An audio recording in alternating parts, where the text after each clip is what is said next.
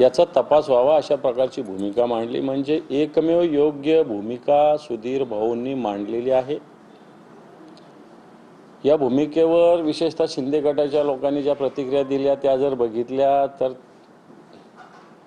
मराठीत त्याला चांगला शब्द आहे आणि हिंदीमध्ये पण आहे।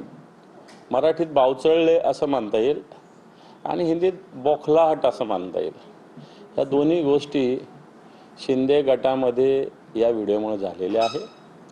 आम्ही पुन्हा एकदा या व्हिडिओचा तपास व्हावा अशा प्रकारची मागणी करतो।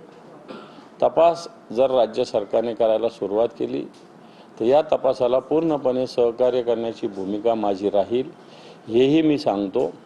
कोणते कोणते चॅलेंज कोणी कोणी दिले या संदर्भात ते सगळे स्वीकारायला माझी तयारी आहे संघटना म्हणून, हे मी आपल्या कानी घालतो। परंतु या व्हिडिओपासून राज्य सरकारने किंवा सत्ताधारी पक्षाच्या लोकांनी पळ न काढता याचा एकदा सोक्षमोक्ष लावावा अशा प्रकारची विनंती आणि आव्हान आपल्या माध्यमातून मी राज्य सरकारला करतो। सुनील तटकरे यांची पत्रकार परिषद झाली तर ते म्हणताय की अंबादास दानवे यांना ज्यांनी व्हिडिओ दिला तो खलनायक कोण तो शोधावा, कारण त्यांनी आरोप एका देशभक्त राष्ट्रभक्त व्यक्तीवर केले। मुख्यमंत्र्यांनी सगळ्या तपास यंत्रणा या सगळ्या शोध घेण्यासाठी लावला। एक प्रकारे उपहासात्मकरित्या त्यांनी टोला लगावला शिंदे गटाच्या। देशभक्ती आणि राष्ट्रभक्तीवर मी कोणाची शंका घ्यायचं काही कारण नाही, कोणाचंच नाही।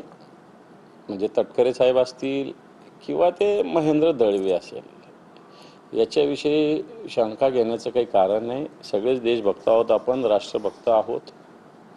परंतु तुम्ही म्हणता तसा मला ज्याने व्हिडिओ दिला त्याचा तपास करावा अशी मागणी तटकरे साहेबांनी केली, कारण त्यांच्यावर आरोप झाला की त्यांनी दिला म्हणून त्यांनी ती तशी मागणी केली असावी। पण मी सांगितलं माझा आणि त्यांचा मागच्या आत्तामध्ये कुठेतरी लग्न कार्यात एक दोनदा फक्त भेट झाली, परंतु अशी चर्चा वगैरे दीड वर्षापूर्वी कबड्डीच्या निमित्तानं माझी त्यांची भेट होत असते। कबड्डी संघटनेचे ते प्रमुख आहेत, मीही त्या संघटनेत आहे आणि म्हणून भेटगाठ होत असते। परंतु राजकीय तटकरे साहेबांशी माझं कधीच कोणत्या विषयावर चर्चा झाली नाही, हे सत्य आहे। म्हणून तटकरे साहेबांनी देशभक्तीचं प्रमाणपत्र राष्ट्रभक्तीचं प्रमाणपत्र महेंद्र दळवींना दिलेलं आहे। आता ते या शब्दाविषयी तर मी काही शंका नाही व्यक्त करणार, परंतु